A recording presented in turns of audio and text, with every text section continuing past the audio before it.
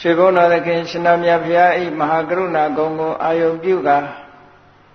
Tiju Peso Ado Wanana Banama Adida Gatago Yusu Buzo Jim Shit Yaninya Navada Ben Kanago Sat Dinjaya Ao Yoga Bagodi Hibi Abami Yangalangarondo Didogarani Kirangado Loka Hidaya Nato Namo Mahagarunikata Dada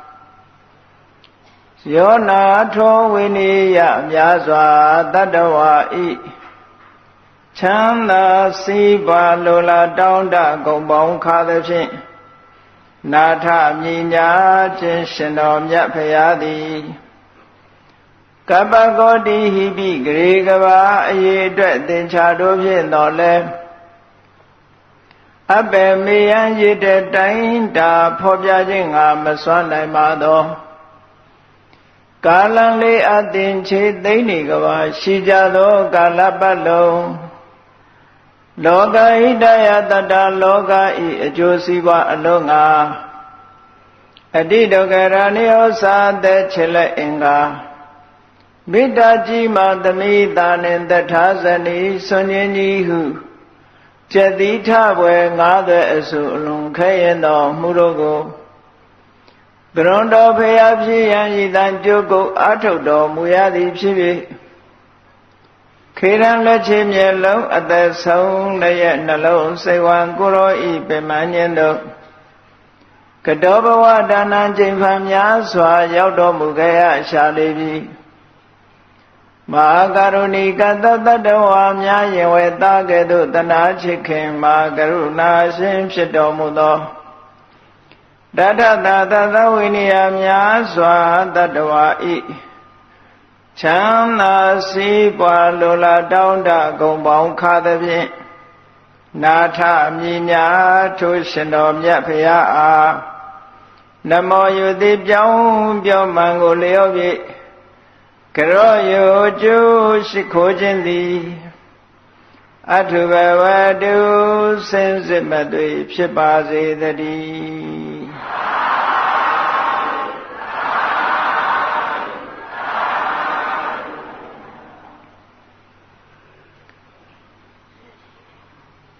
Patamya Didana Abainga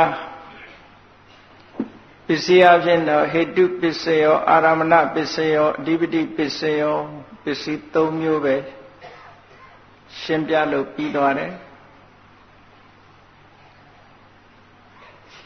Digani Nandara Pisayo Tamanandara Pisayo Tahazada Pisayo Inyamenya Pisayo Nidaya Pisayo Dibisigo Chinchombira Upanidaya Pisayo Ajay Arshin Hoja Bigam Anandara Pisayo Suraga Shissing and Nausay Shissing and Nausay ha A cha aqua meshivene Jesu beauty Anandara Sura Na Andara Charema Achate Yadava Machavu Sura Adebe Pure Mental process lo kore Witigo Chimesoy Yasigo Saint Ioniga La Tailalo Yasi de Gago Pensadora with Ansay Galia Pumbe like de Eddie Pensadora with Ansay Pidora Nedabia Saku Winyan say Sagu when you say Chodara Netabinet, Dambade say, Lekanet say, Lekanet Dambade say, Chodara net, Dandira na say, Dilo minder process mas, Ascend I doanid. Edilu ascend I doanid at him, eh? Pisadara with unsickly net. Pisadara with unsickly should be Chodara now ma, Saku when you say Chipu, Charama, the Chataya Machavu Lupiola, Setai Lupiola, Dilo Soluri. Era a charme, Lusura, a charme she woosed David Ya. Tamanandara Bisioga let to do. အခြားမရှိဘူးဆိုတဲ့နေရာမှာရှစ်စိတ်ကလုံးဝချုပ်ငြိမ်းသွားတာလည်းဖြစ်ရမယ်ဒါမို့နတ္ထိပစ္စယောလို့22ခုမြောက်မှာနတ္ထိပစ္စယောလုံးဝကင်းပြောက်ပြီးသားဖြစ်ရမယ်23ခုမြောက်မှာဝိကတပစ္စယောအနန္တရပစ္စယောနတ္ထိပစ္စယောအနန္တရပစ္စယောသမဏန္တရပစ္စယောနတ္ထိပစ္စယောဝိကတပစ္စယောဆိုတာ mental processness ပတ်သက်တယ်လို့ပြောတာရှေ့ကဖြစ်သွားတဲ့စိတ်ချုပ်သွားမှနောက်ကစိတ်ဖြစ်တယ်အဲ့ဒီနှစ်ခုကြားမှာဘာမှမခြားဘူးလို့ဒီလိုနားလည်ရပို့ပြီးတော့အရေးပါတာလေးကတော့ဘာလို့ဆိုလို့ရှိရင်ဘဝတစ်ခုအဆုံးသတ်သွားတဲ့နောက်ဆုံးစိတ်ကိုသုတိလို့ခေါ်တယ်ဒါဒီဘဝရဲ့နောက်ဆုံးစိတ်ထိုဒီဘဝရဲ့နောက်ဆုံးစိတ်သုတိရဲ့အခြားမဲ့မှာဘာလာတော့ဆိုရင်ဘဝတက္ကပရိတရေဆိုတာလာတယ်အဲ့ဒီနှစ်ခုကြားမှာလည်းပဲပဋ္ဌာန်းတရားတော်အရအခြားမရှိဘူးလို့ပြောတယ်နော်ဘဝတော့ခြားသွားပြီဒါပေမဲ့သုတိစိတ်ချုပ်သွားတာနဲ့တပြိုင်နက်ပရိသေရိစိတ်ကဆက်တိုက်လာရတာအဲ့ဒါလို့အနန္တရပစ္စယောဆိုတဲ့အဓိပ္ပာယ်နဲ့ရတယ်အဲ့ဒါမဟုတ်ဘဲနဲ့တချို့ဘုရားဘာသာအယူဆတွေပေါ်လာတယ်သုတိနဲ့ပရိသေရိကြားမှာဘဝကလေးတစ်ခုဆိုပါစို့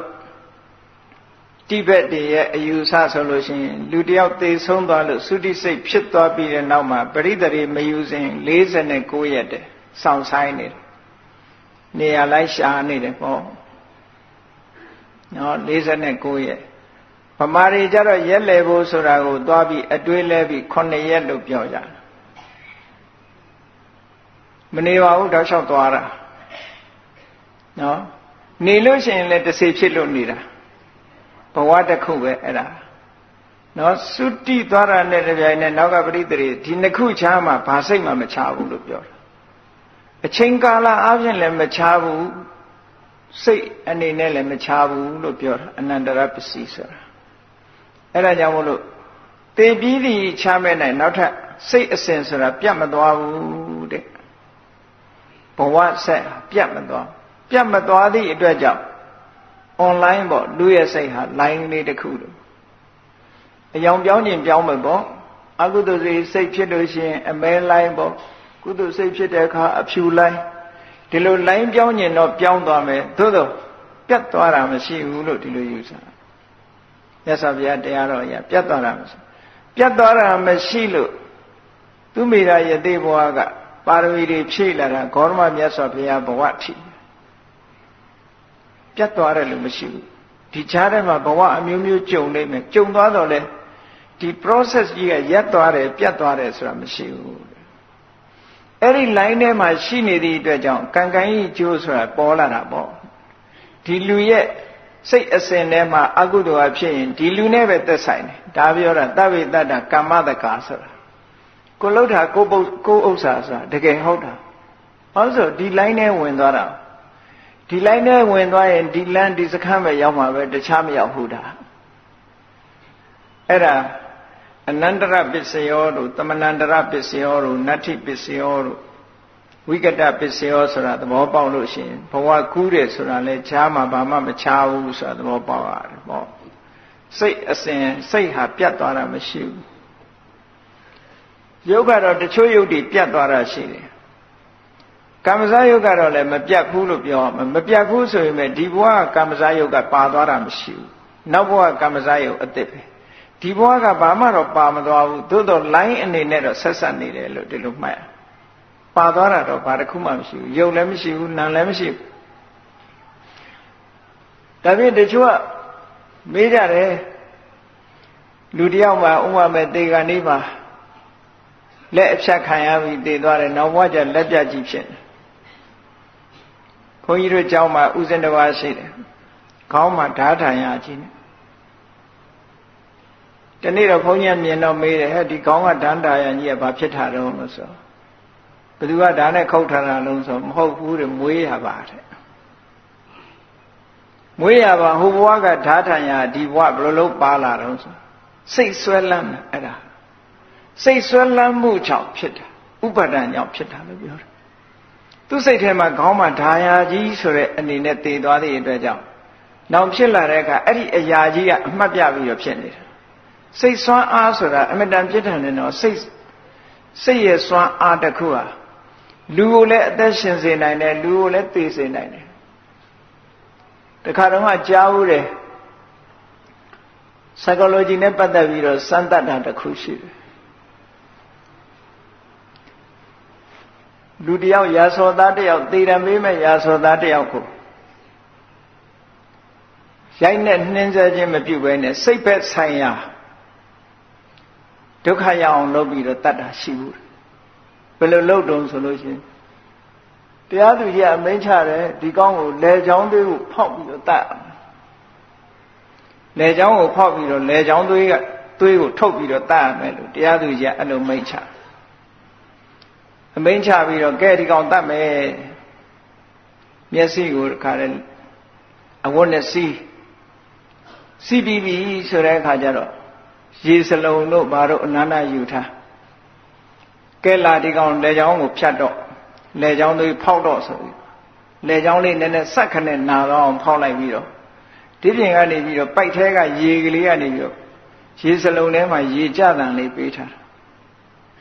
တကယ်ကသူ့လေချောင်းကဘာသွေးတစ်ဆက်မှမထွက်ဘူးအဲ့ဒါလို့ရေစလုံးထဲမှာရေလေးကျပြီးတော့နေတာကိုသူကငါးလေချောင်းသွေးတဲ့ငါးလေချောင်းကသွေးတွေထွက်ပြီးတော့ရေထဲမှာကျနေပြီလို့သူ့စိတ်ထဲမှာအဲ့ဒါလို့ထင်ရောက်သွားတယ်အဲ့ဒါလို့ထင်အောင်လည်းပဲအမိန့်ချထားတယ်အတော်လေးကြာတဲ့ခေါင်းကြီးငိုက်ဆိုင်ကြပြီးသေသွားတယ်စိတ်နဲ့တတ်တာဒါဟောသူ့လေချောင်းကတကယ်ပဲသွေးတွေထွက်နေပြီလို့သူ့စိတ်ထဲမှာထင်ပြီးတော့စိတ်ဆွမ်းအားနဲ့တင်မဲ့ကြည့်ဒီရာဇောသားဟာအသက်ဆုံးသွားတယ်စက်ကြိုးကြပြီးတော့သေသွားတယ်တကယ်တော့သူ့လေချောင်းလေးဟာ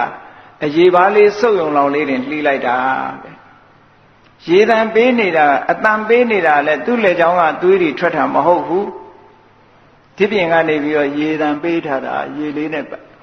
သို့တော့သူ့လေချောင်းကသွေးကပိုက်ကနေပန်းထွက်ပြီးတော့ရေစလုံးနဲ့ကျတဲ့ဆိုတဲ့အနေအထားမျိုးဟောထွက်လာပြီးသွေးတွေထွက်လာပြီးနဲ့ဘေးကပြောပေးတာ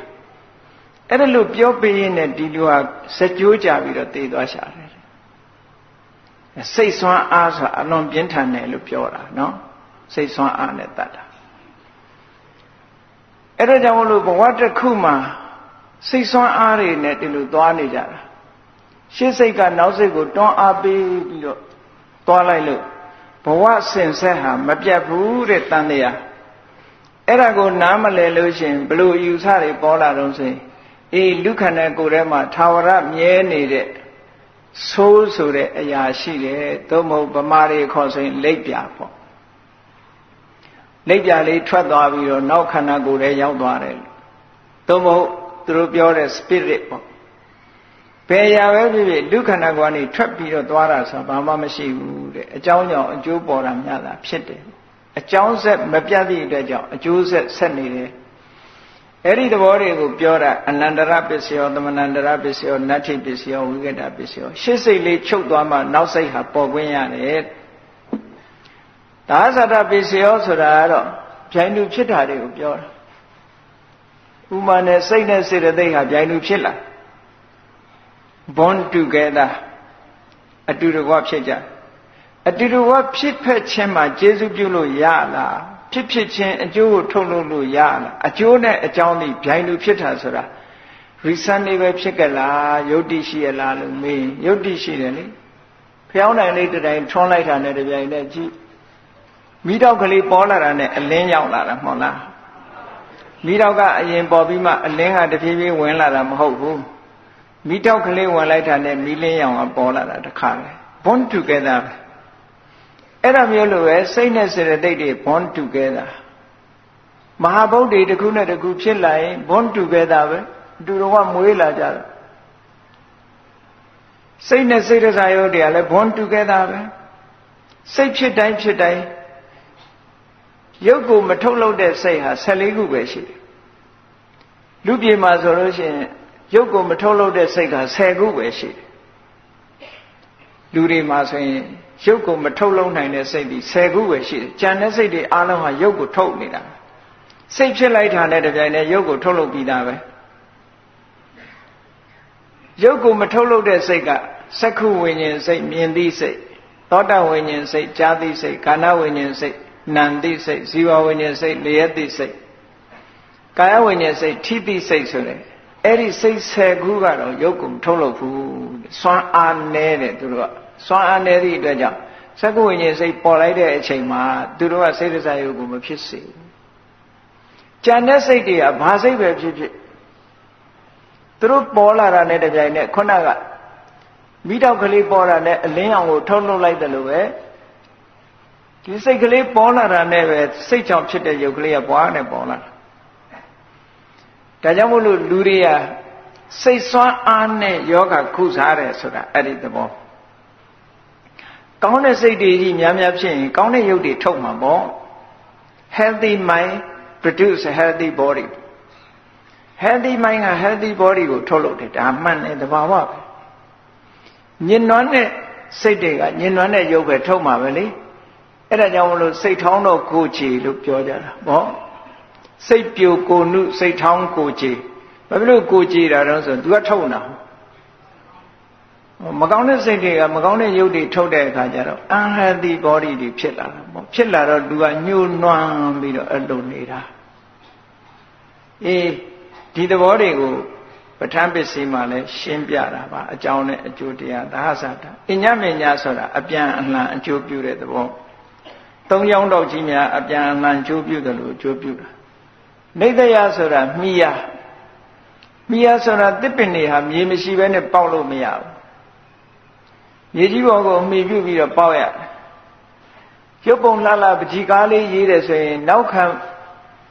ပိတ်တို့စက္ကူတို့မရှိဘဲနဲ့ရုပ်ပုံဟာရှိပါမလားပေါ်ပါမလားဘာမှမရှိတဲ့ကောင်းကင်ပြင်မှာရေးလို့ထင်ပါမလားမထင်ဘူးအဲ့ဒီလိုပိတ်ကားလေးဆိုတာရုပ်ပုံတော့ပေါ်ခြင်းရဲ့အကြောင်းပဲအမိပြုတ်ပေးတာသူကထောက်ကူပြုတ်ပေးတာအဲ့ဒါမျိုးကိုနေတရားပစ္စယောလို့ခေါ်တာတဘာဝတရားတွေဟာတစ်ခုနဲ့တစ်ခုအထောက်ကူပြုမိယာအနေနဲ့ထောက်ပံ့ပေးထားလို့ဒါနေတရားပစ္စယောလို့ခေါ်တာ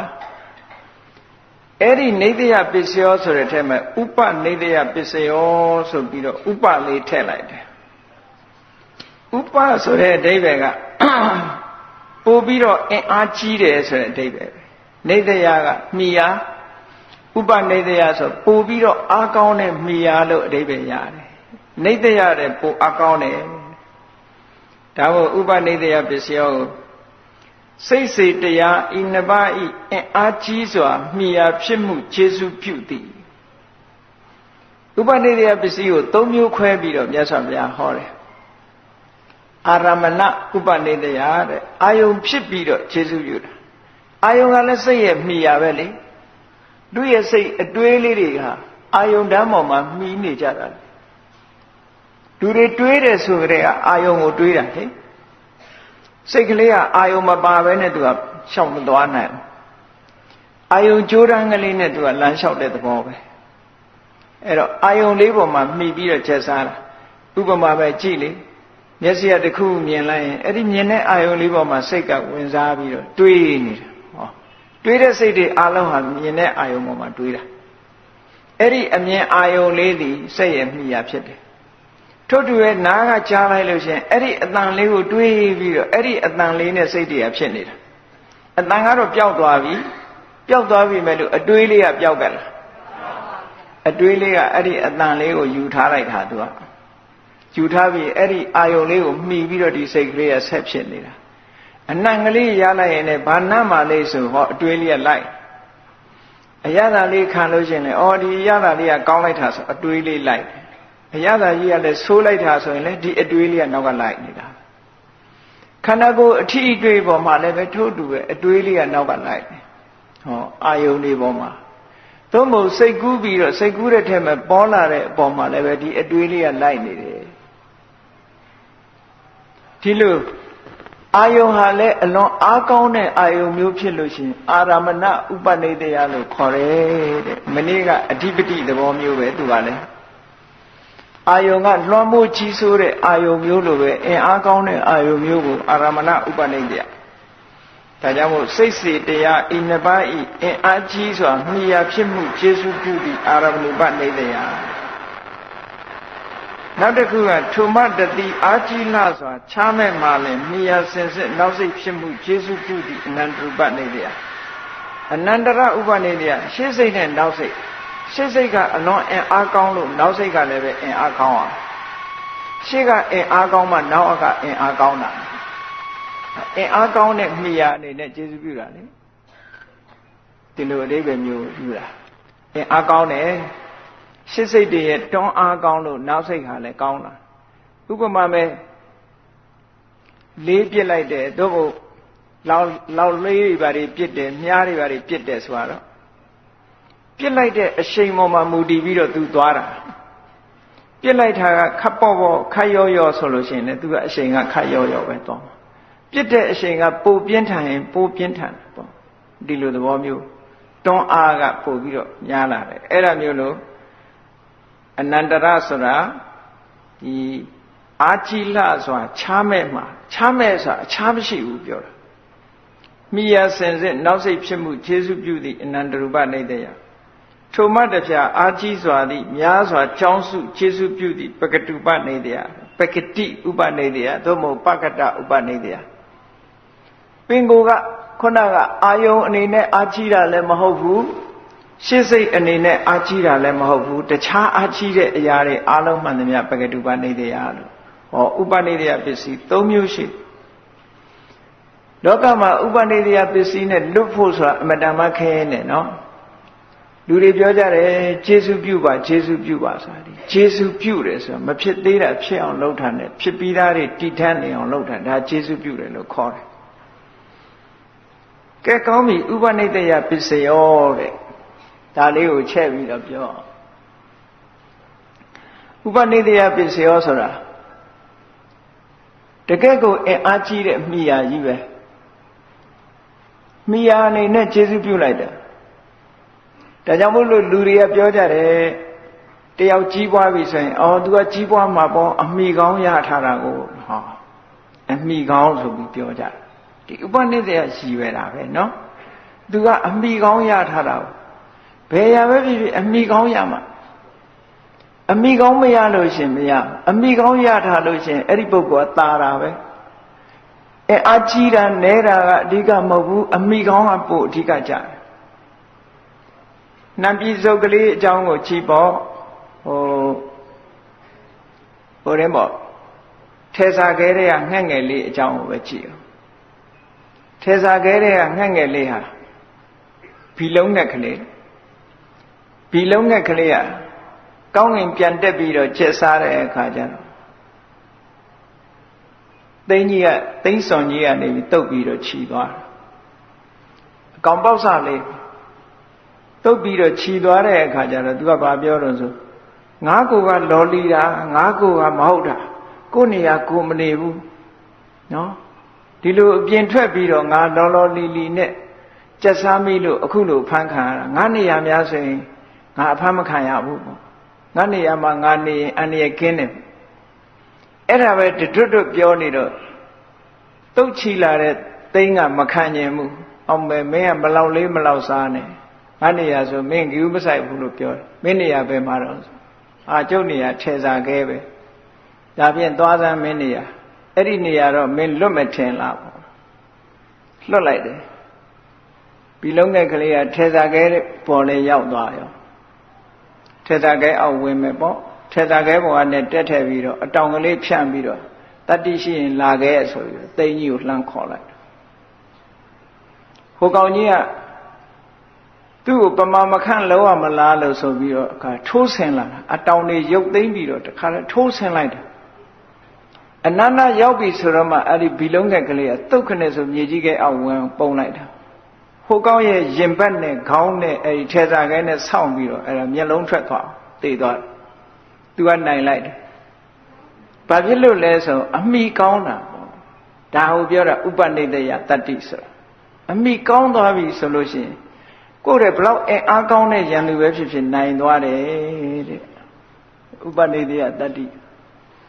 ဥပနိဒေယရဲ့ထူးခြားချက်တွေကတခြားနဲ့မတူ ဒါကြောင့်မလို့ဥပနိဒေယပစ္စယောမှာပုရိမာကုသလာဓမ္မာပစ္စည်းမာနံကုသလာနံဓမ္မနံဥပနိဒေယပစ္စေနပစ္စယောရှေ့ကအကောင်းတဲ့ကုသိုလ်ဆိုရင်နောက်ကလည်းအကောင်းတဲ့ကုသိုလ်လာတယ်ပေါ့အာယုန်အနေနဲ့လည်းပဲအကောင်းတဲ့ကုသိုလ်လာတယ်သဘာဝတရားအနေနဲ့လည်းအကောင်းတဲ့ကုသိုလ်လာတယ်လို့ကုသိုလ်ပြီးရင်ကုသိုလ်ဖြစ်တယ်ဆိုတာဒါသဘာဝကျတယ်ပေါ့သို့တော့နောက်တစ်ခုကိုကြည့်ပုရိမာကုသလာဓမ္မာရှေးမှာဖြစ်တဲ့ကုသိုလ်တရားများသည်ပစ္စည်းမာနံအကုသလနံဓမ္မနံခေတင်စီဥပနိဒေယပစ္စေနပစ္စယောဒီအချက်ကိုမှတ်သားပုရိမာရှေးဖြစ်တဲ့ကုသလဓမ္မကုသိုလ်တရားတွေကပစ္စည်းမာနံအကုသလနံဓမ္မနံနောက်မှဖြစ်တဲ့အကုသိုလ်တရားတွေကိုခေတင်စီဥပနိဒေယပစ္စေနဥပနိဒေယပစ္စည်းအချို့ဖြင့်လို့ပြောတာအနန္တရူပမရဘူးတဲ့ကုသိုလ်နဲ့အကုသိုလ်ကဆက်ပြီးလာလို့မရဘူးကုသိုလ်ဒီရှေ့စိတ်ကကုသိုလ်နောက်စိတ်ကအကုသိုလ်ဒီလိုလာလို့မရဘူး process တစ်ခုတည်းမှာရှေ့စိတ်ကကုသိုလ်ဆိုရင်နောက်စိတ်ကကုသိုလ်သို့မဟုတ်အပြာကတတို့လာလို့ရတယ်ကုသိုလ်နဲ့အကုသိုလ်ကသဘာဝချင်းမတူသည့်အတွက်ကြောင့်စက်တိုက်လာလို့မရဘူးအဲ့ဒါကြောင့်မို့လို့စက်တိုက်မလာတော့ဘာနဲ့ပြောတာတုံးဆိုတော့အာယုံပြုတ်ပြီးတော့လေကုသိုလ်ကနေပြီးအကုသိုလ်ကိုဖြစ်စေတယ်နောက်အကုသိုလ်ကအကုသိုလ်ကိုဖြစ်စေတယ်အာယုံအနေနဲ့လည်းဖြစ်စေတယ်တခြားပကတိပနိဒေယအနေနဲ့လည်းဖြစ်စေတယ်လို့ဒါကိုပြောတာနော်ကဲဘယ်လိုဖြစ်စေတာတုံးလို့ဆိုလို့ချင်းကုသိုလ်ကအကုသိုလ်ဘယ်လိုလုပ်ဖြစ်စေတာတုံးတချို့ကတော့ကုသိုလ်လုပ်တယ်ဆိုရင်ကုသိုလ်ပဲရတယ်လို့ထင်ကုသိုလ်ကိုအကြောင်းပြုပြီးတော့အကုသိုလ်ဖြစ်တာရှိတယ်ဒီနေရာမှာကုသိုလ်ကိုအကြောင်းပြုပြီးတော့အကုသိုလ်ဖြစ်တယ်တဲ့ဘယ်လိုဖြစ်တုံးဆိုရင်ဆိုပါစို့လူတယောက်မှာသရတရားတွေဖြစ်တယ်သရတရားတွေဖြစ်ပြီးတော့လှူခြင်းနဲ့တန်းခြင်းနဲ့သရတရားတွေဖြစ်လာအဲ့ဒီသရတရားဟာကုသိုလ်ပဲနော်တတ္ထာဆိုတာကုသိုလ်သို့တော့ငါသရတရားလေးကကောင်းလိုက်တာလို့သရတရားလေးကိုတွေ့တာတဲ့စိတ်နဲ့ကြည့်လောဘစိတ်နဲ့ကြည့်တဲ့အခါကျတော့အဲ့ဒီကြည့်တဲ့လောဘစိတ်ချဘာဖြစ်သွားဟောဒါကုသိုလ်ကနေအကုသိုလ်ဖြစ်တယ်လို့ပြောအဲ့တော့ကုသိုလ်ကနေအကုသိုလ်ပြောင်းသွားနိုင်တာကိုသတိထားဖို့နော်ကုသိုလ်ကိုအကြောင်းပြုပြီးတော့အကုသိုလ်ဖြစ်ကြတယ်ကိုယ့်ရဲ့သီလလေးကိုစင်ကြယ်တာအကြောင်းပြုပြီးတော့ငါသီလစင်ကြယ်တယ်ဆိုမာနတွေဖြစ်မယ်ဆိုရင်ဟောသီလကိုအကြောင်းပြုပြီးမာနဖြစ်ရင်သီလကကုသိုလ်မာနကအကုသိုလ်ဒါဥပနိဒေယပစ္စည်းလို့ခေါ်ရတာရာဂကိုအကြောင်းပြုပြီးတော့တတ္ထာကိုကြည့်ပြီးတော့တွေ့တာမှုဖြစ်တယ်ရာဂဖြစ်တယ်တခါသရတရားကိုကိုယ်သရတရားကိုကိုကြည့်ပြီးတော့များဆာလှူလိုက်မိပြီးနောက်ကြတော့ငါသရတရားနဲ့နော်ငါလည်းဖြစ်လိုက်တာမှားလိုက်တာဆိုပြီးသရတရားကိုရှုတ်ချတဲ့ဒေါသမပေါ်နိုင်ဘူးလားရှုတ်ချတဲ့ဟာပေါ်လာလို့ရှိရင်ဒေါသဖြစ်ပြန်တရားကိုအကြောင်းပြုပြီးတော့ဒေါသလည်းဖြစ်နိုင်တာပဲထို့တူပဲသီလကိုကြည့်ပြီးတော့ကိုယ်သီလလေးကိုကိုကြည့်ပြီးတော့ကျင့်납နေတယ်နှစ်သက်နေတယ်ကျင့်납တယ်ဆိုတာတဏှာလောဘနဲ့ကျင့်납တာကိုပြောတာကုသိုလ်စိတ်နဲ့ကျင့်납တာကိုပြောတာမဟုတ်ဘူးเนาะတဏှာစိတ်နဲ့ကိုယ်သီလလေးကိုကိုတွေ့တာပြီးတော့ကျင့်납နေပြီตาယာနေပြီလောဘတွေဖြစ်တယ်ဆိုလို့ရှိရင်ဟောသီလကကုသိုလ်ဖြစ်ပေါ်လာတဲ့လောဘကအကုသိုလ်ကုသိုလ်ကနေပြီးတော့အကုသိုလ်ဖြစ်စေတယ်လို့ဒီလိုပြောတာစာကကိုယ့်ရဲ့စွန့်ကြဲမှုကိုအကြောင်းပြုပြီးတော့ငါလိုဘယ်သူမှမလှူနိုင်ဘူးငါလှူနိုင်တယ်လို့ဆိုကိုယ်အလှူဒါနပေါ်မှာကိုယ်ကသိပြီးတော့ကျင့်납ပြီးမက်မောပြီးတွေ့တာနေတယ်ဆိုလို့ရှိရင်စာကဆိုတဲ့ကုသိုလ်ကိုအကြောင်းပြုပြီးတော့အကုသိုလ်ဖြစ်ပြန်တာပဲတုတ္တကိုယ်တရားဓမ္မတွေနားထားတယ်မှတ်လည်းမှတ်တယ်စာတွေလည်းတတ်တယ်ဘုဒ္ဓတွေများလာတယ်အဲ့ဒီများလာတဲ့ဘုဒ္ဓတွေပေါ်မှာကြည့်ပြီးတဲ့အခါကျတော့ကိုယ့်ကိုမာမနာတွေတက်လာတယ်ကိုယ့်ဘုဒ္ဓကိုတခါတည်းတွေ့တာမှုနှစ်သက်မှုရာဂတွေဖြစ်လာတယ်ဆိုလို့ရှိရင် ဘောတုတ္တကတုတ္တကတရားဓမ္မနာတဲ့တုတ္တကကုသိုလ်တွေ့တာမှုဖြစ်လာတာတို့မာနတို့ကအကုသိုလ်တဲ့ဟောဒါကုသိုလ်ကြောင့်အကုသိုလ်ဖြစ်တာအဲ့ဒါလိုဖြစ်လာတယ်တခါဇန်တရားကိုအားထုတ်တယ်ကိုရထားတဲ့ဇန်လေးကိုသဘောတွေချပြီးတော့တွေ့တာနေတယ်တတ်မဲ့နေတယ်ဆိုရင်ဇန်ကကုသိုလ်တွေ့တာတတ်မဲ့တာကအကုသိုလ်ကုသိုလ်နဲ့အကုသိုလ်ဖြစ်တယ်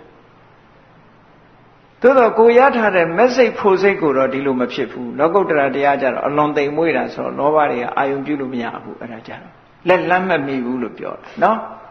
ဘယ်လိုလက်လန်းမမီတော့ဆိုရင်ကောင်ကြီးဟာ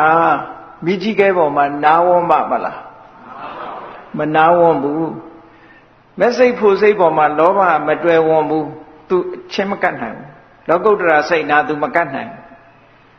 သူကလောကီစိတ်တာသူကနှစ်သက်နိုင်တာလောကုတ္တရာစိတ်ကြသူနဲ့ဘက်မဟုတ်ဘူးဟုတ်ကဲ့လား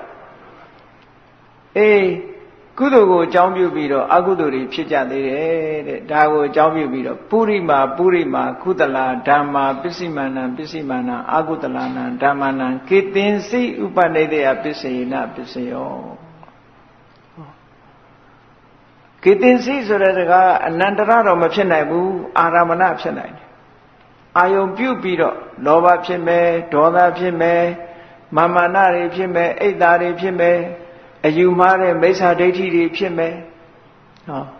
အယူမှားတဲ့မိစ္ဆာဒိဋ္ဌိတွေဖြစ်နိုင်တယ်ဖြစ်လာသမျှသည်နောက်ကအကုသိုလ်တွေကြီးပဲဖြစ်လာသည့်အတွက်ကြောင့်ကုသိုလ်ကိုအကြောင်းပြုပြီးတော့အကုသိုလ်ဖြစ်တယ်လို့ဒီလိုပြောတာဒါကြောင့်မို့လို့တချို့တလေကလှူပြီးတော့အလှူပြီးတဲ့အခါကျတော့ဘာလုပ်လဲမန္တတိုင်တက်ပြတယ်လို့ပြောတာနော်သူ့ရဲ့ဒါနကောင်းမှုကိုဂုဏ်ယူပြီးတော့အဲ့ဒါမာနတွေတက်လာလို့ရှိရင်ဒါနကောင်းမှုကိုအကြောင်းပြုပြီးတော့အကုသိုလ်ဖြစ်တာပဲဒါလည်းအကုသိုလ်ဖြစ်တယ်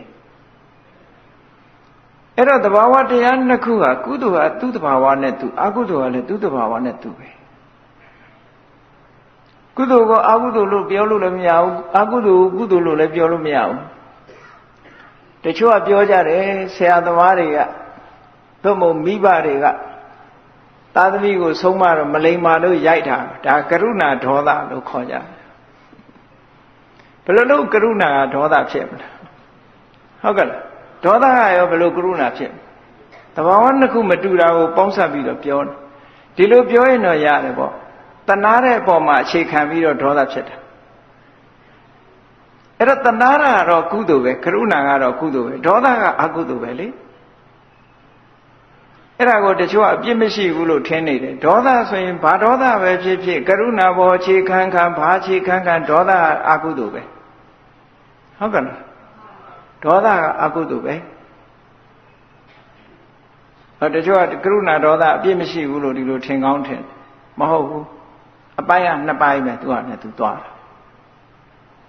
အကုသိုလ်ကအကုသိုလ်ပိုင်းပဲကုသိုလ်ကကုသိုလ်ပိုင်းပဲကုသိုလ်နဲ့အကုသိုလ်ဆိုတာရောပြစ်လို့လည်းမရဘူးတဘာဝချင်းကအလွန်ခြားနာတယ်ကုသလာအနဝိဇ္ဇဒုက္ခဝိပါကလက္ခဏာကုသိုလ်မှန်လို့ရှိရင်အပြစ်ကင်းတယ်ကောင်းတဲ့အကျိုးတွေကိုပေးနိုင်တယ်ဒါကုသိုလ်ရဲ့တဘာဝတရားအကုသိုလ်ကြတော့တာဝိဇ္ဇဒုက္ခဝိပါကလက္ခဏာအပြစ်ရှိတယ်တဲ့တဘာဝကအပြစ်ရှိတယ်အပြစ်ရှိုံနဲ့မကဘူးဒုက္ခဝိပါကဆင်းရဲတဲ့အကျိုးထုတ်လုပ်သေးတယ်ဟောဒါသူ့ရဲ့အဲ့ဒီနှစ်ခုကဘယ်လိုလုပ်ပေါင်းစပ်လို့ရမရတပိုင်းစီပဲမှတ်ရတပိုင်းစီပဲမှတ်ရအကုသိုလ်ဖြစ်ရင်အကုသိုလ်ပိုင်းပဲတချို့ကဒါနကောင်းမှုပြုပြီးဥမာမဲ့အလှူဒန်းလှူရတယ်ဆိုတော့ဥမာမဲ့လမ်းမှာတွေ့တဲ့ကိုတော်တစ်ပါးကိုလှူလိုက်တယ်အဲ့ဒီကိုတော်ကဘုန်းကြီးအစ်စ်မဟုတ်ဘူးအရေးချုံလာတဲ့ကိုတော်ဆိုတော့ဩငါလှူမိတာမှားလိုက်တာဆိုကိုယ်ဌာနကိုအကြောင်းပြုပြီးအကုသိုလ်ဖြစ်တာပဲဒါလေလှူတော့ကတော့ဌာနအကုသိုလ်ပဲအဲ့ဒီဌာနကိုစိတ်ပြက်သွားပြီလို့ရှိရင်ဘာဖြစ်မလို့အကုသိုလ်ပဲဖြစ်တာပဲဒါပါတော့ဆိုဥပနိဒေယပစ္စည်းကုသိုလ်ကလည်းအကုသိုလ်ဖြစ်စေတယ်ဆိုတာကိုဒီလိုတတိထားပါပေါ့အဲ့တော့ကုသိုလ်လို့တိုင်းကုသိုလ်ရတာမဟုတ်ဘူးသူ့အပိုင်းလိုက်သူပဲကုသိုလ်ရတဲ့အပိုင်းကရတယ်အကုသိုလ်ဖြစ်တဲ့အပိုင်းကအကုသိုလ်ပဲအဖြူနဲ့အမဲပဲတွဲလို့မရဘူး ဖြူနဲ့မဲတွဲလိုက်လို့ရှိရင်ဘာဖြစ်သွားအကြောင်းကြီးဖြစ်သွားမှာပေါ့အေးဒါကုသလောပုရိမာဏံပုရိမာဏံပုရိမာပုရိမာကုသလာဓမ္မာပစ္စည်းမာဏံပစ္စည်းမာဏံအကုသလာနံဓမ္မနံရှေ့ကဖြစ်လာတဲ့ကုသိုလ်တရားတွေဟာတဲ့နောက်အကုသိုလ်တရားတွေကိုဥပနိဒေယတတ္တိဖြင့်ခြေစုပြုပါတယ်စံတရားရတယ်ထိုစံတရားရှောသွားသည့်အတွက်ကြောင့်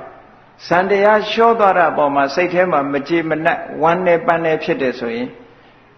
စံတရားကကုသိုလ်ဝမ်းနဲ့ပန်းနဲ့ဖြစ်တာကအကုသိုလ်ကုသိုလ်ကိုအကြောင်းပြုပြီးအကုသိုလ်ဖြစ်တာပဲဒါလည်းအလုံးဟာဒီတိုင်းပဲသဘောပေါက်အောင်နော်ဒါဥပနိဒေယပစ္စည်းရောကုသိုလ်ကနေကုသိုလ်ဖြစ်စေတာတော့နားလည်တယ်ထားဆိုပါတော့ဒါနကောင်းမှုကိုဒါနကိုအကြောင်းပြုပြီးတော့ကုသိုလ်စိတ်တွေထပ်ပြီးတော့ဖြစ်လာတယ်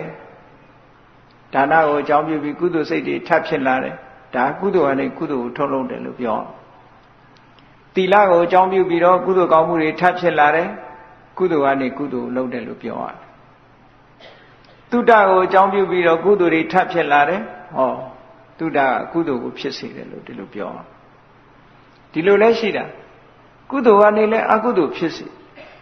ကုသိုလ်ကအပြာကတဖြစ်စေတယ်ဆိုတာတော့ဒါကုသိုလ်ကနေပြီးတော့အကျိုးပေးတာတွေပေါ့ရုပ်အကျိုးပေးတာရှိတယ်နံတရားတွေကဝိပဿနာတွေထုတ်လုပ်ပေးတာတွေရှိတယ်ဒါကတော့ထင်ရှားတယ်ထားတော့နောက် point တစ်ခုပြောရအောင်ပုရိမာပုရိမာအကုသလာဓမ္မာပစ္စည်းမာနံပစ္စည်းမာနံအကုသလာနံဓမ္မနံဥပနိဒေယပစ္စေနပစ္စယောဟောပုရိမာပုရိမာအကုသလာဓမ္မာရှေးဖြစ်တဲ့အကုသိုလ်များသည်တဲ့ပစ္စည်းမာနံပစ္စည်းမာနံအကုသလာနံဓမ္မနံနောက်မှဖြစ်လာတဲ့အကုသိုလ်တွေကိုတဲ့ဥပနိဒေယပစ္စေနဥပနိဒေယတတ္တိဖြင့်ပစ္စယောခြေစုပြုတယ်ရှေးကဟာလည်းအကုသိုလ်နောက်ကဟာလည်းအကုသိုလ်အာယုံအနေနဲ့လည်းဖြစ်နိုင်တယ်အနန္တရအနေနဲ့အကုသိုလ်ပြီးရင်အကုသိုလ်ဒီလိုလည်းဖြစ်လို့ရတယ်ရှေးစိတ်ကအကုသိုလ်နောက်စိတ်ကလည်းအကုသိုလ်အနန္တရူပနေတရားရှေးစိတ်ကအာယုံအနေနဲ့အကုသိုလ်ဖြစ်တယ်နောက်ကပေါ်လာတာလည်းအကုသိုလ်ဖြစ်တယ်ဟောဆိုပါစို့ရာဂကိုကိုယ့်ရဲ့ရာဂကိုကိုပြန်ပြီးတော့တွေ့တာတယ်တချို့ကကိုယ့်ရဲ့ဒေါသကိုကိုပြန်ပြီးတော့ခြေနှက်တယ်လူတယောက်စိတ်ဆိုးပြီးလို့ရှိရင်တယောက်ကိုနိုင်လိုက်လို့ရှိရင်ကိုဒေါသကိုပြန်ချီးမွမ်းတဲ့လူရှိကိုဒေါသကိုပြန်ချစ်နှက်တယ်အဲ့ဒါဆိုရင်ဒေါသကလည်းအကုသိုလ်နောက်ကကိုဒေါသကိုတွေ့တာကလည်းအကုသိုလ်ပဲအကုသိုလ်ကအကုသိုလ်ကိုခြေစုပြုတယ်လို့ဒီလိုပြောထို့တူပဲအကုသိုလ်ကလည်းကုသိုလ်ဖြစ်နိုင်သေးတယ်တဲ့ပုရိမာပုရိမာအကုသလာဓမ္မာပစ္စည်းမာနံပစ္စည်းမာနံကုသလာနံဓမ္မနံကေတင်စီဥပနိဒေယပစ္စေနပစ္စယောပုရိမာပုရိမာအကုသလာဓမ္မာရှေ့ဖြစ်တဲ့အကုသိုလ်တရားတွေကတဲ့ပစ္စည်းမာနံပစ္စည်းမာနံကုသလာနံနောက်ဖြစ်လာမဲ့ကုသိုလ်တရားတွေကိုကေတင်စီဥပနိဒေယပစ္စေနဥပနိဒေယပစ္စည်းအချို့ဖြင့်ဥပကာရကောကျေစုပြုတတ်တယ်အချို့ဆိုတာခုနပြောသလိုအနန္တရအကုသိုလ်ကနေပြီးတော့ကုသိုလ်တိုက်ရိုက်ဆက်လို့မရဘူးလို့ပြောတာကုသိုလ်တိုက်ရိုက်ဆက်တာမဟုတ်ဘူးသို့တော့အကုသိုလ်ကိုအာယုံပြုပြီးတော့ကုသိုလ်ဖြစ်နိုင်တယ်အကုသိုလ်ကိုအာယုံပြုပြီးတော့ကုသိုလ်ဖြစ်တာကိုပြောတာ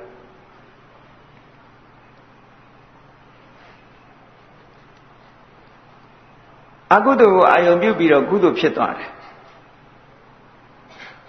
ရှင်းတော့ကတကယ်ချင်းနှစ်ယောက်လေယာလုပ်ငန်းကိုလုပ်ကြတယ်လေယာလုပ်ငန်းလုပ်နှစ်ယောက်အတူလဲလုပ်ရင်မောတဲ့ခါရေဘူးလေးတစ်ဘူးစီယူလာကြမောတဲ့ခါရေလေးတောက်လိုက်ကြပေါ့လဲသွားထောင်လိုက်ကြရေတောက်လိုက်ကြနဲ့တစ်ချိန်ကျတော့အဲ့ဒီတကယ်ချင်းတစ်ယောက်ကတကယ်ချင်းတယောက်ကထက်ထောနေတော့သူကလာပြီးရေစာလို့ရေလာတောက်တယ်သူဘူးတဲ့ကရေလေးကနဲနေတော့ဟိုလူဘူးတဲ့ကရေကိုခိုးတောက်လိုက်တယ်သူက မပန်ကြားပဲနဲ့ရေကိုခိုးတောက်သူ့ဘူးတဲ့ရေခုံမှာဆိုလို့သူများဘူးတဲ့ရေကိုခိုးတောက်ခိုးတောက်ပြီးတော့တနေ့ကုန်အလုပ်တွေလုပ်ပြီးညနေကြတော့ရေမိုးချိုးကြတာပေါ့ရေမိုးချိုးပြီးတော့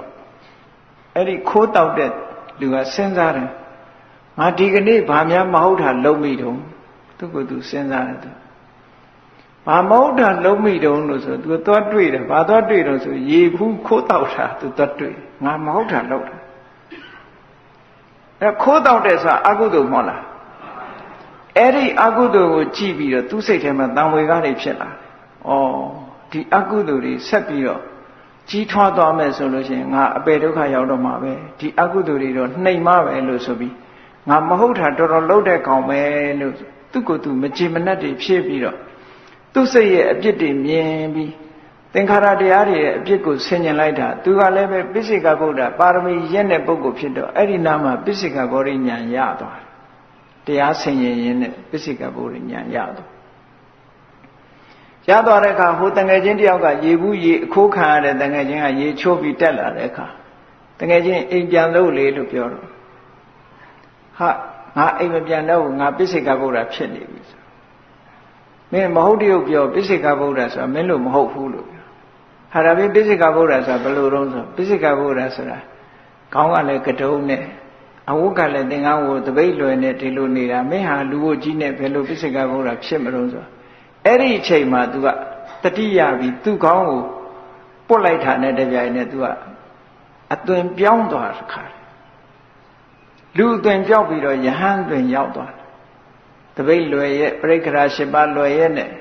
ကောင်းကင်ကိုပြန်တက်ပြီးတကယ်ချင်းနှုတ်ဆက်ပြီးတော့ထွက်သွားပိစိကဗုဒ္ဓဖြစ်သွားအဲ့ဒါဘာလို့ဆိုအကုသိုလ်ကနေကုသိုလ်ဖြစ်တယ်လို့ပြောတာနော်အကုသိုလ်ကလည်းဒီလိုပဲကုသိုလ်ဖြစ်တယ်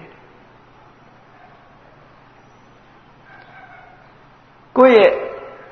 အကုသိုလ်ကိုရှုဆင်ញင်တယ်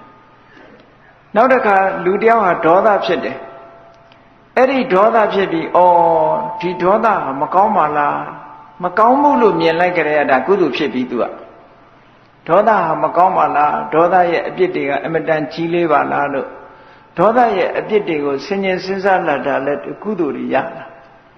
ဒေါသဖြစ်တုန်းကအကုသိုလ်ဆင်ញင်စဉ်းစားတာကြတော့ကုသိုလ်ဒီလိုဖြစ်တာဒါကြောင့်မို့လို့စိတ်ဓာနုပဒနာမှာမြတ်စွာဘုရားဟောတာလေသရကံဝါစိတ်တံသရကစိတ်တံတိပါဇာနာတိသဒောတံဝါစိတ်တံသဒောတံစိတ်တံတိပါဇာနာတိကိုယ်စိတ်လေးဟာတဏှာရာဂနဲ့တွဲနေရင်လေတဏှာရာဂနဲ့တွဲနေတယ်လို့သိရမယ်ကိုယ်စိတ်လေးဟာဒေါသနဲ့တွဲနေရင်လည်းဒေါသနဲ့တွဲနေတယ်လို့သိရမယ်သိတယ်ဆိုတာအာယုံပြုတာကိုပြောတာအဲ့တော့ကြည့်လေ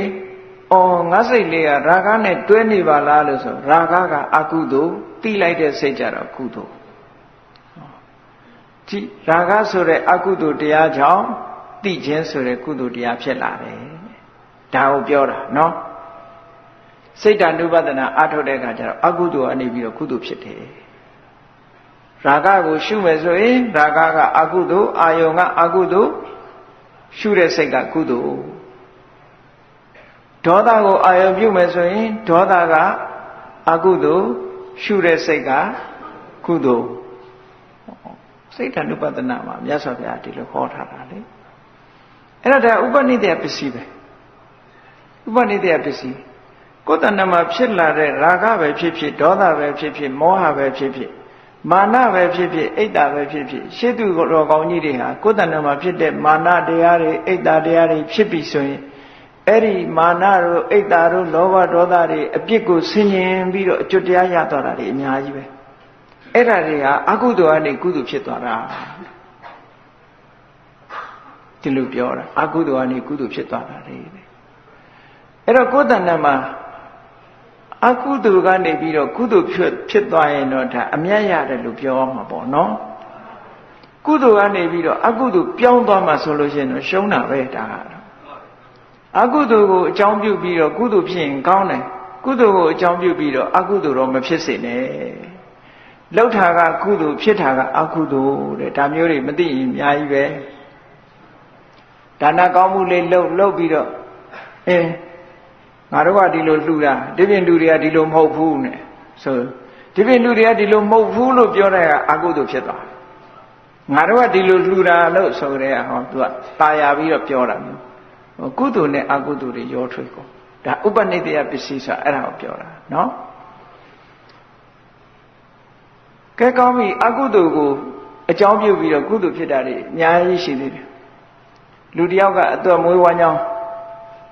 ဆိုတော့ပြောကြတယ်ကြက်တက်ပြီးတော့ဘုန်းကြီးတွေဆွမ်းကတ်တဲ့ကြက်သားဟင်းနဲ့ဟုတ်ကဲ့ကြက်တက်ပြီးတော့ဘုန်းကြီးတွေဆွမ်းကတ်တဲ့ဆိုပါစို့ကြက်တက်တာအကုသိုလ်ဘုန်းကြီးဆွမ်းကတ်တာကြကုသိုလ်သူကလည်းသူတပိုင်းစီနော်ဒါအကုသိုလ်လုပ်ပြီးတော့ကုသိုလ်ဖြစ်အကုသိုလ်ကအကုသိုလ်ပိုင်းကုသိုလ်ကကုသိုလ်ပိုင်းပဲသူကြတော့အကုသိုလ်ကျက်တတ်ခြင်းကအကုသိုလ်ဘုန်းကြီးတွေဆွမ်းကတ်တာကြတော့ကုသိုလ်မုတ်ဆိုးတွေတန်ဃာတွေတတ္တဝါတွေတတ်ဖြတ်တယ်ထိုတတ်ဖြတ်ပြီးတော့ရလာတဲ့ပစ္စည်းကိုသူများကိုလှူတယ်တပိုင်းစီပဲမှတ်ရမှာတတ်တဲ့ဖြတ်တဲ့အချိန်ကပါတော့အကုသိုလ်လှူတဲ့တန်းတဲ့အချိန်က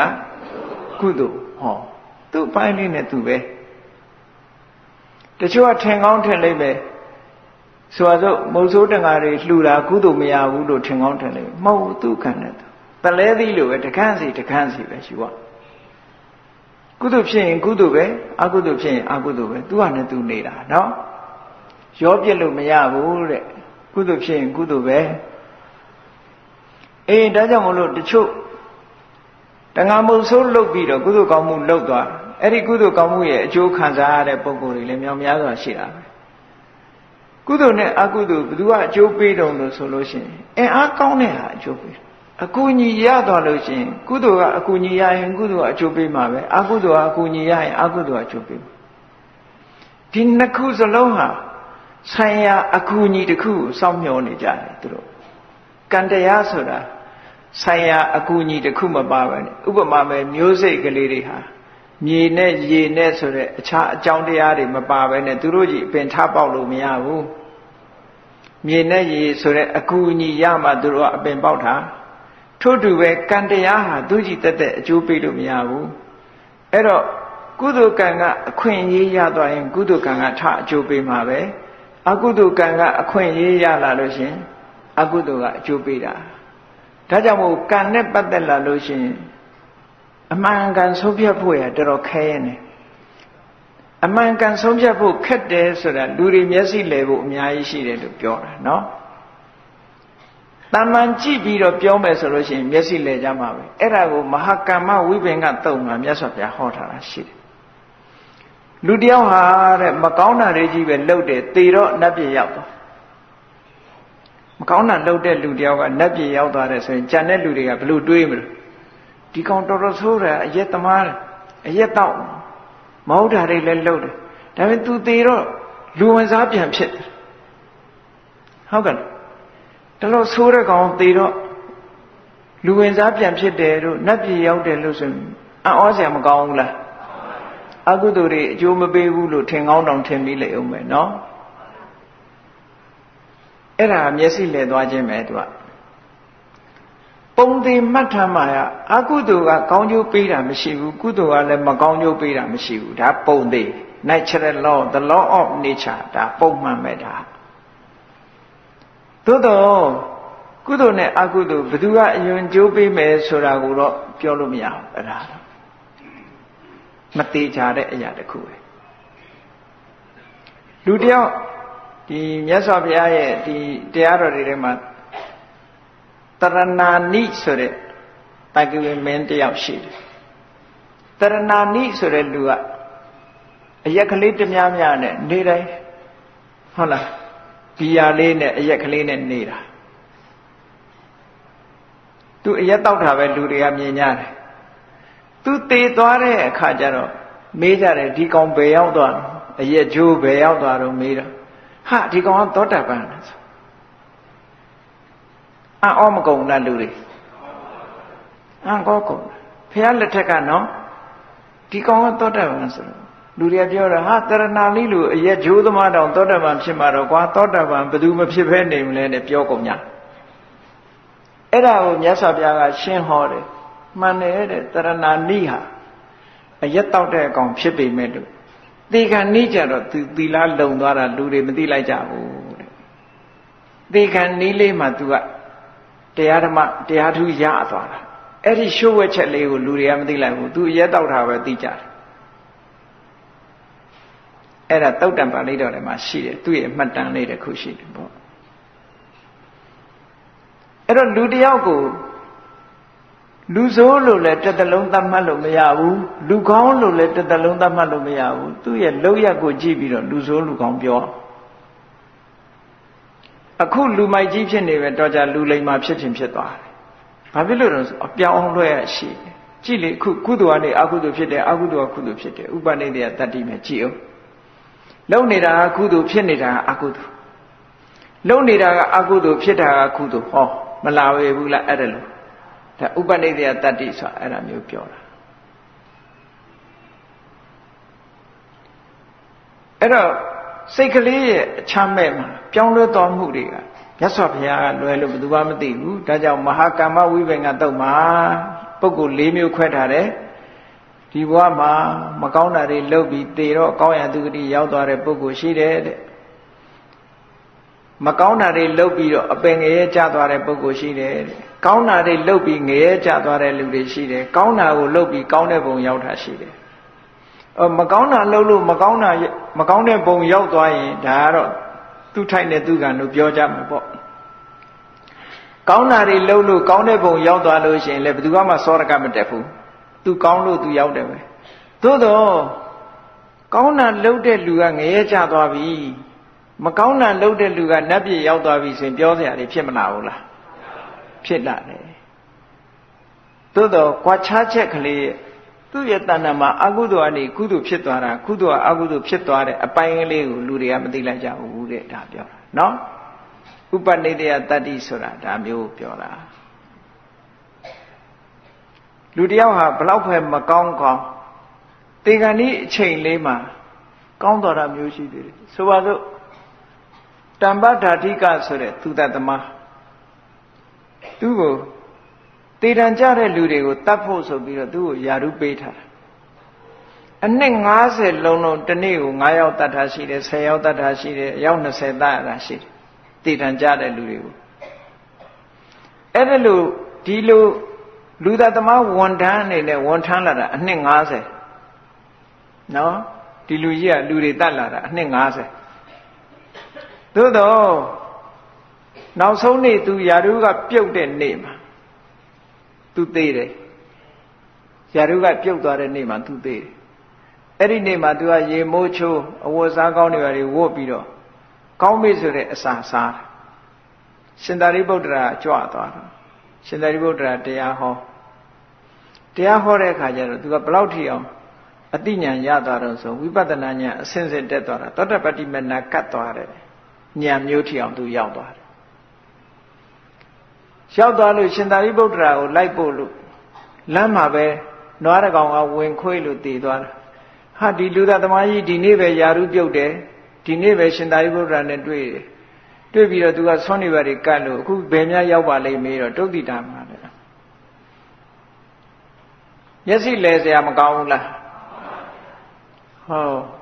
ကြည့်သူလုပ်ခဲ့တဲ့အကုသိုလ်တွေကနောက်ကျသွားပြီကုသိုလ်ကဝင်ပြီးအကျိုးပေးလိုက်တာအဲ့ဒါသို့တော့ဒီလိုတော့မအောင်မိတ်နဲ့သူလုပ်ခဲ့တဲ့အကုသိုလ်တွေ तू မခံရဘူးလို့တော့မထင်နဲ့ရှိနေဦးမယ်အဲ့ဒါလေနော်အခွင့်အရေးကျုံလာလို့ရှိရင် तू ခံရမယ် online ပဲဒါတွေကအကုသိုလ်ကတော့ရှိနေမှာပဲ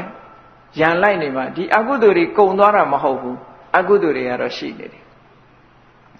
ခန္ဓာရှိနေတဲ့ပြည်ဒီအကုသိုလ်တွေကအကျိုးပေးဖို့သူ့တဏ္ဍာမှာရှိနေအောင်မှာပဲအခွင့်အရေးရတာနဲ့ဝင်အကျိုးပေးမှာကြည့်ပြီလေရှင်မမောက္ကလံမထေရမြတ်ကြီးအခွင့်အရေးရတာနဲ့ဝင်အကျိုးပေးဘယ်လိုအခွင့်အရေးတော့ရှင်မောက္ကလံဟာလွန်ခဲ့တဲ့အတိတ်ဘဝကမိဘတွေကိုသူကတတ်ခဲ့တယ်အဲ့ဒီအကုသိုလ်ကနောက်ကလိုက်ချောင်းတယ်ယန္တာဖြစ်တဲ့ဘဝရောက်လာဒါနောက်ဆုံးဘဝပဲအဲ့ဒီနောက်သူချောင်းလို့မရတော့ဘူးဘာလို့ဆိုဘဝမှာမရှိတော့တာနော်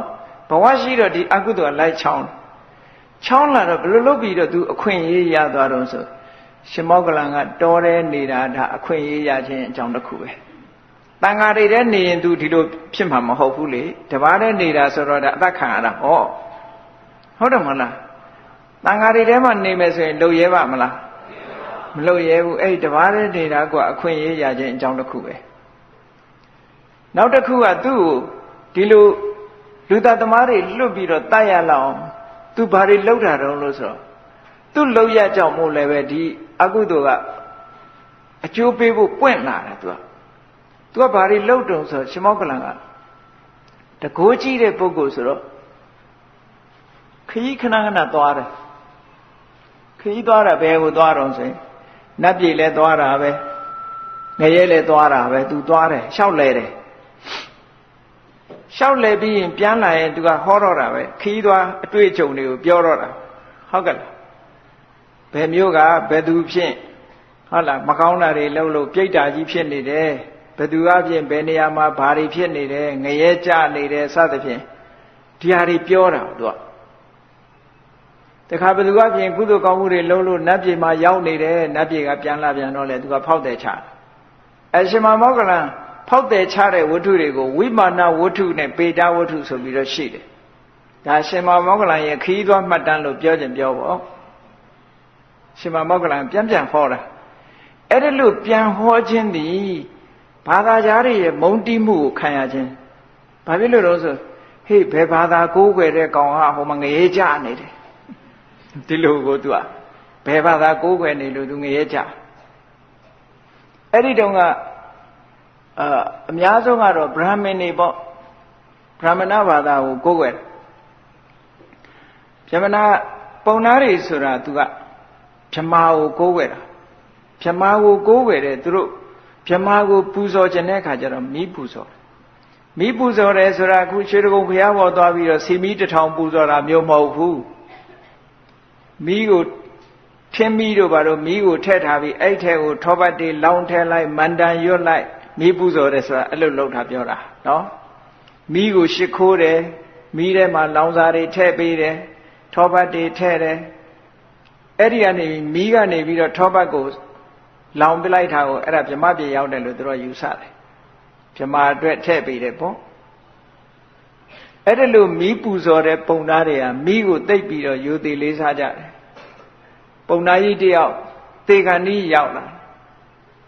သေကံဤရောက်လာတဲ့အခါကျတော့သူတို့ပုံသားဆရာတွေကရောက်လာတယ်မင်းဘာတွေမြင်တော့ဆိုမီးတော့ကြည့်မြင်တယ်တဲ့အေးအဲ့ဒါမင်းမီးတော့ကြည့်အဲ့ဒါဗြဟ္မပြေရောက်တော့မှာပဲအဲ့ဒါမင်းမီးတော့ကြည့်ကိုကြည့်ပြီးအဲ့ဒါသူသေသွားတော့ဘယ်ရောက်တော့အဝိဇ္ဇငရဲမိဖြစ်အဲ့ဒီမီးကဗြဟ္မပြေသွားတဲ့မီးမဟုတ်ဘူးအဝိဇ္ဇငရဲမိဖြစ်ပြီးတော့ငရဲကျသွားဒီလိုလဲရှိတယ်နော်အာယုန်နမိတ်တွေထင်တဲ့ကမီးတွေမြင်နေတယ်အေးမီးတွေမြင်နေလို့ရှိရင်မင်းဗြဟ္မပြေရောက်ပြီလို့ကိုကပြောတာတကယ်သေးတော့ဘယ်ရောက်တော့အဝိဇ္ဇငရဲရောက်သွားအဝိဇ္ဇငရဲကမီးတောက်ကိုဗြဟ္မပြေကမီးတောက်ထင်နေတယ်အေးလောကကြီးကလည်းတော်တော်ထူးဆန်းတယ်ရှင်မောကလန်မထေရဟာအဲ့ဒါလို့လိုက်ပြီးတော့တရားဟောတာအကြောင်းမို့လို့ဘာသာကြားတွေရဲ့မုန်းတီးယွန်ရှာမှုကိုခံရတယ်ဒါကအခွင့်အရေးရသွားခြင်းအကြောင်းတစ်ခုပဲသူ့လောက်ရပေါ်မှာအကုသိုလ်အကျိုးပေးဖို့အတွက်အခွင့်အလမ်းတွေဖွင့်ပေးနေတယ်လို့ဖြစ်တယ်တပါးတဲ့ကာလတိလာဆိုတဲ့တောင်ထိပ်မှာသွားသတင်းသုံးနေတာဒါလည်းအခွင့်အရေးရခြင်းအကြောင်းတစ်ခုပဲဒါကြောင့်မို့လို့တခိုးတမြ900ဟာရှင်မောကလန်ကိုတတ်ဖို့ဆိုပြီးတော့အဲ့ဒီတောင်ကြီးကိုဝိုင်းပြီးတော့တက်တာရှင်မောကလန်တကိုးနဲ့2ကြိမ်ပြန်ထွက်သွားတယ်လွတ်သွားတယ်တတိယအကြိမ်ကျတော့ तू မထွက်တော့ဘာဖြစ်လို့မထွက်လဲဆိုငါရဲ့ကံကြမ္မာအကျိုးပေးတော့မယ်ဆိုတာ तू သိတဲ့အတွက်ကြောင့်ရှင်မောကလန်အမိခံလိုက်တယ်အမိခံလိုက်တဲ့အခါကျတော့ဝိုင်းပြီးတော့ရိုက်ကြနှက်ကြတာလေအယိုးဟာကြေသွားတာ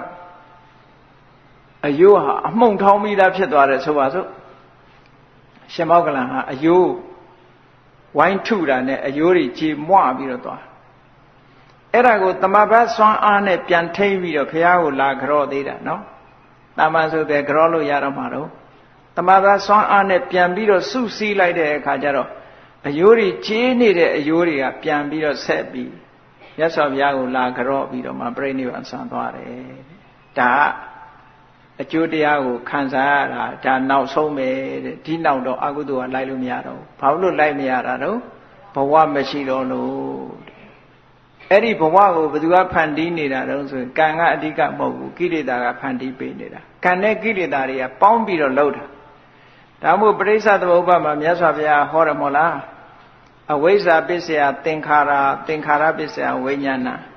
နှစ်ခုပြောပြီးမှဝိညာဏဆိုတဲ့ဘဝတစ်ကိုပေးတာကြည့်လေအဝိဇ္ဇာဆိုတာကိလေသာသင်္ခါရဆိုတာကံနဲ့ကိလေသာပေါင်းပြီးတော့မှဝိညာဏကိုထုတ်တယ်လို့ဒီလိုမှတ်ရကံတစ်ခုတည်းကဝိညာဏကိုမထုတ်ဘူးကိလေသာတစ်ခုတည်းကဝိညာဏကိုမထုတ်ဘူးကံနဲ့ကိလေသာနှစ်ခုပေါင်းလိုက်မှဒီအကျိုးတရားတစ်ခုရတယ်တဲ့ဒါကိုပြောတာနော်အဲ့ဒီထဲမှာကိလေသာကိုဖျက်ဆီးလိုက်တာနဲ့တပြိုင်နက်ကံကအလုံးလုံးလို့မရတော့ဘူးကံကအကျိုးမပေးတော့ဘူးကိလေသာကိုဖျက်ဆီးတယ်ရှင်အင်္ဂုလိမာလာကြီးလူသားသမားကြီးပဲတတ်လိုက်တဲ့လူတွေနဲတာမှမဟုတ်ဖ ೇನೆ ဘာကိုသူဖျက်ပစ်လိုက်တာတော့ဆိုသူကံကိုဖျက်လို့မရဘူးလေသူလှုပ်ခဲ့တာပဲလေဘာကိုဖျက်လိုက်တာတော့ဆိုကိလေသာတွေကိုဖျက်လိုက်တာကိလေသာတွေဖျက်လိုက်သည့်အတွက်ကြောင့်ကံရဲ့အစွမ်းအစတွေကမရှိတော့အမှန်တန်နဲသွားတယ်နောက်ထပ်လိုက်ပြီးအကျိုးပေးခြင်းလို့ကံကအကျိုးပေးလို့မရတော့ဘူးဘာဖြစ်လို့တုံးဆိုရင်ကိလေသာကကုန်သွားပြီကိလေသာကုန်သွားသည့်အတွက်ကြောင့်နောက်ထပ်ဘဝဆိုတာမရှိတော့သည့်အတွက်ကြောင့်ဒီဘဝမှာပဲအကျိုးပေးတယ်သူအကုသိုလ်တွေကဒီဘဝမှာအကျိုးပေးတယ်ဆွမ်းခံသွားတယ်ဆွမ်းမရဘူးခဲတို့ထုတ်တို့ပဲရတယ်ဒါဒီဘဝရတဲ့အကျိုးတရားတွေပေါ့နော်ဒါကြောင့်မို့လို့သဘာဝတရားဆိုတာအလွန်တရာမှဆန်းလဲဆန်းကျယ်တယ်ကုသိုလ်ကနေပြီးတော့လဲအကုသိုလ်ကိုဖြစ်စေတတ်တယ်အကုသိုလ်ကလည်းကုသိုလ်ကိုဖြစ်စေတတ်တယ်ဆိုတဲ့ဥပနိဒေယတတ္တိနောက်ဆုံးမှာမှတ်เสียကဥဒုဘောဇနံပိဥပနိဒေယပစ္စေနပစ္စယောသေနာတနံပိဥပနိဒေယပစ္စေနပစ္စယောပုဂ္ဂလောပိဥပနိဒေယပစ္စေနပစ္စယောလို့ဥဒုနဲ့ဘောဇင်ကလည်းဥပနိဒေယပစ္စည်းတစ်ခုပဲတရားထုတရားမြတ်ရဖို့ဖြစ်စေဒီဥဒုဘောဇင်ကလည်းအမတန်မှအရေးပါတယ်လို့ပြောတာနော်ရာသီဥတုလေးကောင်းမယ်ဆိုရင်အသိဉာဏ်ပိုပွင့်လာတယ်ဒါဥဒုကနေအထောက်ကူပြုတာဥပနိဒေယပစ္စည်းကောင်းတာလေးစားလိုက်ရလို့ရှိရင်လည်းဉာဏ်ပိုပွင့်တဲ့ကြည့်လေမာတိကမာတာရဲ့ဇာလန်းကြည့်ပေါ့ကိုရော်ဒီသူတို့ခန္ဓာကိုယ်နဲ့မျှတတဲ့အာဟာရဖုံးမရတဲ့အခါမှာတရားထုတရားမြတ်တွေရကုန်တာလေအစာအာဟာရကောင်းကောင်းမစားရတဲ့အခါတရားထုတ်ပြီးမယ်တရားထုမရဘူးဘာဖြစ်လို့လဲဆိုဥဒုနဲ့ဘောဇင်ဒီအဆုံးဖြတ်ပေးသေးတယ်အထောက်အကူအများကြီးဖြစ်တယ်ဒါကိုဥပနိဒေယပစ္စည်းလို့ပြောတာသေနာတနာမိမိနေထိုင်တဲ့အဆောက်အဦတစ်ခုကလည်းပဲအထောက်အကူဖြစ်တယ်ကောင်းတဲ့ပဲလည်းအထောက်အကူဖြစ်တယ်မကောင်းတဲ့ပဲလည်းအထောက်အကူဖြစ်တယ်ကြီးမားတဲ့အထောက်အကူတစ်ခုကိုဥပနိဒေယလို့ခေါ်တယ်နောက်တစ်ခုပုဂ္ဂိုလ်ကလည်းအထောက်အကူဖြစ်တယ်တဲ့နော်ပုဂ္ဂိုလ်ကလည်းကောင်းတဲ့ပုဂ္ဂိုလ်နဲ့ပေါင်းသည့်အတွက်ကြောင့်ကောင်းတဲ့နေရာရောက်သွားတာမကောင်းတဲ့ပုဂ္ဂိုလ်နဲ့ပေါင်းပြီးလို့ရှိရင်မကောင်းတဲ့နေရာရောက်သွားတာဘီယာအဖော်နဲ့တွေ့ရင်ဘီယာဆိုင်ရောက်တော့မှာပဲတရားနာတဲ့အဖော်နဲ့တွေ့တော့ဘယ်ရောက်တော့တရားပွဲရောက်လာတယ်ပေါ့ဒါလည်းပုဂ္ဂလောပိဥပနိဒေယပစ္စေနပစ္စယောပဲအဲ့ဓာတွေကိုမြတ်စွာဘုရားသခင်ကိုရောမြတ်ကပဋ္ဌာန်းမှာဥပနိဒေယပစ္စယောလို့ဒီလိုဟောတာဖြစ်ပါတယ်ဒါကြောင့်မို့တရားချက်ခင်သူတော်စင်ပြိဿအပေါင်းတို့သည်ဘုရားမြတ်စွာဟောကြားတော်မူခဲ့တဲ့ပဋ္ဌာန်းတရားတော်ကြီးထဲမှာမိမိတို့ရဲ့နေ့စဉ်ဘဝဟာဥပနိဒေယပစ္စည်းကိုအမိရကြပြီးတော့ကောင်းတဲ့ဥပနိဒေယပစ္စည်းတွေမိမိတို့တဏ္ဍာမှာဖြစ်ဖို့ပါကုသိုလ်ကိုအကြောင်းပြုပြီးတော့အကုသိုလ်မဖြစ်ကြဖို့မဖြစ်စေကြဖို့အကုသိုလ်ကိုအကြောင်းပြုပြီးတော့ကုသိုလ်တော့ဖြစ်အောင်လုပ်နိုင်ဖို့အဲ့ဒါကိုလို့ဥပနိဒေယပစ္စည်းရဲ့စွမ်းရည်တတ္တိတွေကိုသိရှိနားလည်ပြီးတော့မိမိတို့ရဲ့တဏ္ဍာမှာဘယ်အကြောင်းတရားကဘယ်လိုချုပ်ကင်ပြီးတော့မိမိတို့ရဲ့ဘဝကိုလွှမ်းမိုးထားတယ်ထိုအကြောင်းတရားကိုမိမိတို့ဖယ်ရှင်းပြီးတော့ဘယ်လိုကြိုးစားကြရမလဲဆိုတာကိုအားလုံးသဘောပေါက်နားလည်ပြီးတော့အကြောင်းနဲ့အကျိုးကိုကောင်းကောင်းနားလည်ပြီးဆိုလို့ရှိရင်ဘဝခရီးလျှောက်လှမ်းဖို့ရအမတန်မှလမ်းကြောင်းဖြောက်မှလိမ့်မယ်ဒါကြောင့်မို့တရားချက်ခင်သူတော်စင်ပြိဿတို့သည်ဘုရားမြတ်စွာဟောကြားတော်မူခဲ့တဲ့ပဋ္ဌာန်းဒေသနာတော်ကြီးထဲမှာလာတဲ့မှတ်သားစရာလက်တွေ့ကျတဲ့တရားများကိုလေ့လာလိုက်စားပြီးတော့မိမိတို့ရဲ့ဘဝစခန်းကိုကောင်းမြတ်သောလမ်းကနေပြီးတော့ရှောက်လန်းတော်မူနိုင်ကြပါစေကုန်သတည်း